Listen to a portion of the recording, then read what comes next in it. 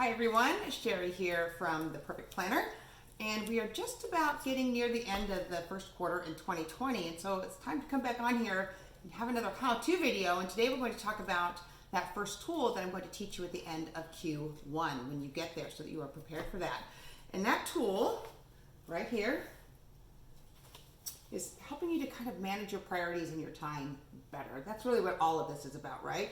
So this here is a tool from Covey, and it's his urgent and important matrix. And I actually think I first came across this tool in a book by Dave Ramsey, and then later when I did the 7 Habits, I'm like, oh yes, I've been through that tool before. So it's pretty self-explanatory, but just as an overview, there's a quadrant here, and it talks about these things up here. This is your urgent axis and your important axis. And the things that are not urgent but important, this is where you want to spend most of your time. This is what good planning and preparation does for you. It allows you to do the things that are important, but they're not urgent. You're doing them in a planned way. And this can be anything from projects and business to exercise and recreational time with your friends and family. Over here, we have the urgent and important. This is crisis, right? These are actual emergencies, things that are unplanned, things that you need to address right away. Unfortunately, due to lack of planning, especially in our business world, but also in our personal worlds, we spend way more time here than we need to. There's always going to be things that show up here because that's just life. But the better you can be about moving things over here to this quadrant, the fewer things should show up in this quadrant. Now, kind of the quadrant that gets us is down here. This is the urgent but not important. And sometimes the things that are down here we think are urgent and important. And that's a little bit of a trap and something to be wary of. For example, your phone rings or vibrates or an email dings on your computer.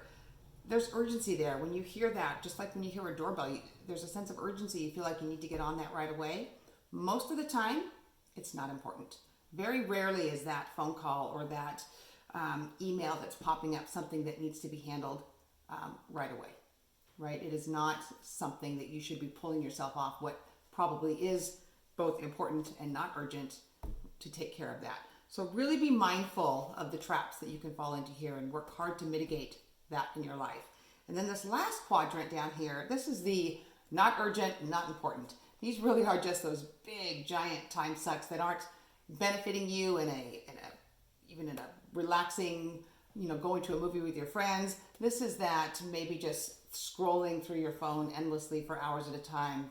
Suddenly, 4 hours have gone by on your Twitter feed or whatever your social media drug of choice is, or binge watching for 12 hours of television show while eating 3 bags of potato chips. Right? This is the soul sucking part.